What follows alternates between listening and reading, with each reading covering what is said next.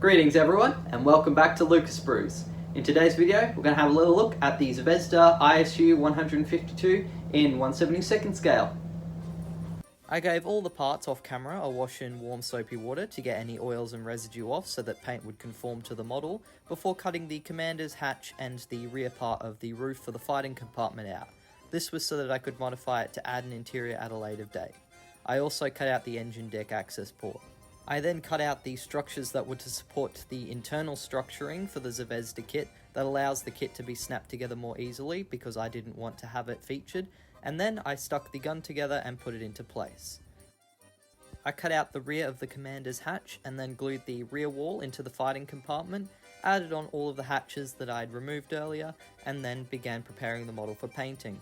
Before I started painting, I wanted to try and simulate the poorly done quality of Soviet armoured steel, which as you can see in reference photos often had large dimples and very thick weld lines. To recreate this, I tried a new trick that I hadn't done before, getting a little bit of Vallejo putty and an old weathered brush and applying it onto the model. I dabbed a little bit of the Vallejo putty on and then used the brush to help thin it out and spread it over the surface of the panels. Then I kind of let it dry before adding on some extra beads of putty using a very fine toothpick, and then once that putty had slightly dried, I got a sharp knife and scraped in the lines for the welding marks. It was a little bit exaggerated for 72nd scale, and this technique's probably better for 35th scale, but I was still happy with the results. It's much better than the smooth plastic that was originally there. I glue on the additional small details such as the lights, and put together the 4 fuel tanks, which come as 3 separate pieces you then glue onto the model, before I began assembling the running gear. After all the fuel tanks were in place, I then cut out and glued the suspension arms to the lower part of the hull. I decided though to leave all the wheels off so that it would be easier to weather the model after I'd painted it, and then I'd put the wheels on last. It's worth pointing out at this stage that every part fitted to the model perfectly, with the only exception being the upper and lower halves of the hull, which was largely due to my modifications of removing the internal structure that helps the kit come together because I wanted to do an interior at a later date.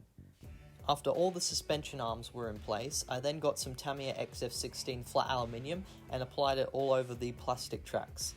I used a brush and then wooded the paint down slightly to help it flow into the recesses to make sure I painted the entire part of the tracks. I then left the tracks aside to dry and painted the hull a coat of Tamiya XF89 dark green too. I use a relatively large brush for this and thin the paint down so that it won't be too thick and cause paint streaks. I also don't want the coat to be too thick, otherwise it might hide too much of the details underneath, such as the hatches and also all of the Vallejo putty that had been used to create the markings and weld seams. I used a pair of tweezers to bend the mudguards before painting another coat of Tamiya XF89. While the hull is drying, I do 2 coats of Tamiya XF89 on all of the wheels including the sprocket and idler while they're still on the sprue. It's a little bit easier to paint these finer parts while they're here, and it means that I won't accidentally muck up my weathering once the wheels have been glued onto the tank.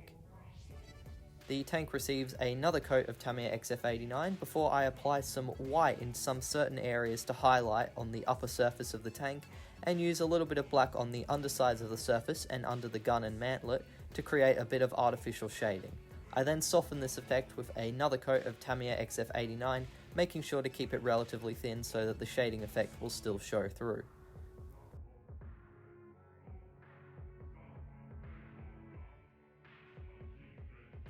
Although this effect can be quite subtle, it still adds a little bit of extra detail and some variation in the colours of the paint, adding to an aged look for the tank.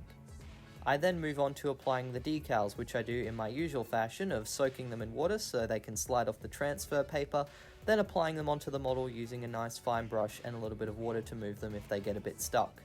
Once all the decals are in place, I then use a little bit of Tamiya decal adhesive and using the included applicator brush, apply a little bit onto the decals to help them set and conform to the model, which is especially important on this one with all of the artificial effects for the armour. I then move on to weathering by applying PVA glue into the areas between the suspension arms on the underside of the hull, and then sprinkling a little bit of dirt after it's been sieved onto the underside to add a layer of built up dirt from the tank driving around the country. The next step in the weathering process is to add some metal chipping. I use a little bit of Tamiya XF16 flat aluminium and using a very fine brush, apply it onto the edges of surfaces, the mud guards, around the hatches, and areas where the crew would walk or maintenance might be performed on the engine, and things such as crew slipping or stepping on stuff might slowly chip the paint off over time.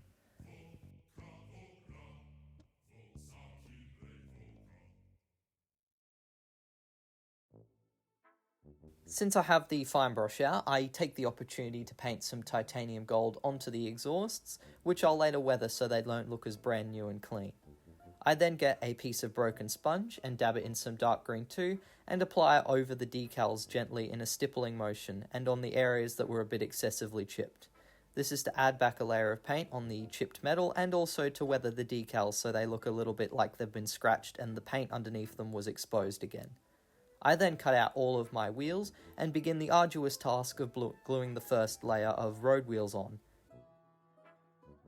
And finally, after putting on the sprocket and the first set of road wheels, I then apply a flat black wash over the inner road wheels to help make them look a little bit darker and add some shading effect.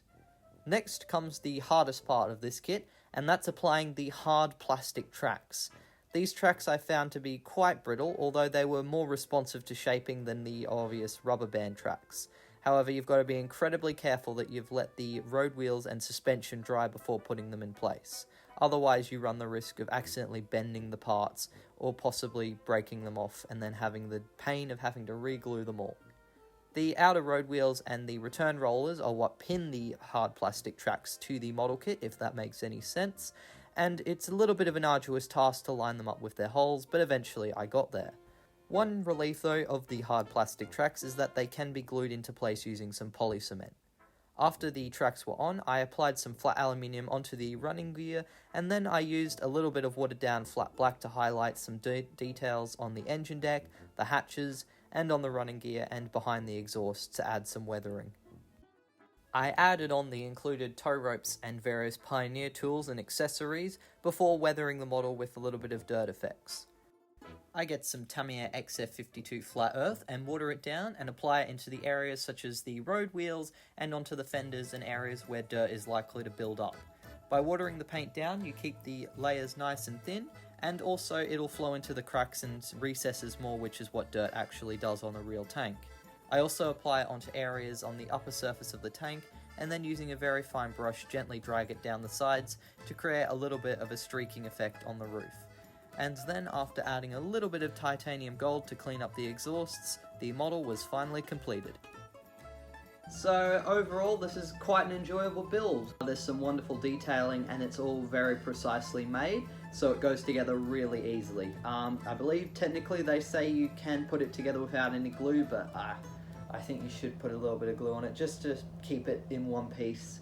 The only tricky part I would say would be the tracks.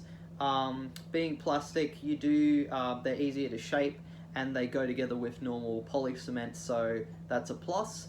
However, they can be a little bit tricky to shape. The fit on them is very tight, so to actually get them into position, you can put a lot of strain on the wheel parts, and if you're not very careful and they haven't been left to properly dry, they can break. The tracks are also a little bit prone to snapping if you bend them too far. However, you can easily glue them back into place. So I think they're definitely better than the rubber band tracks on like some of the old Airfix kits. But overall, yeah, they're a little bit tricky to put together, I'd say.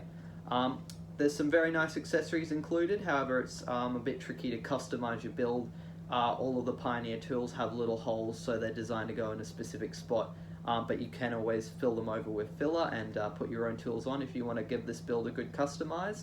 And the gun is, the moving gun is a nice inclusion, so it's got both horizontal and vertical traverse, which I'm a fan of for my videos I do. Only the engine transmission hatch could potentially be easily left open.